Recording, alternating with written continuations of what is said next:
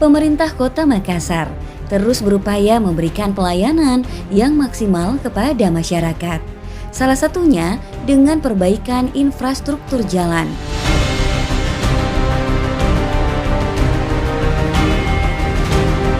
Di tahun 2016 sampai tahun 2022, pemerintah Kota Makassar melalui Dinas Pekerjaan Umum terus melakukan perbaikan infrastruktur jalan.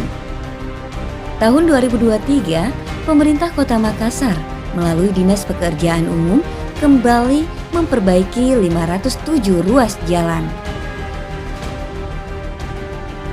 Dari 507 ruas jalan, di awal 2023 sudah ada beberapa ruas yang diperbaiki, seperti Jalan Borong Raya, tepatnya di jembatan dekat Masjid Babus Salam.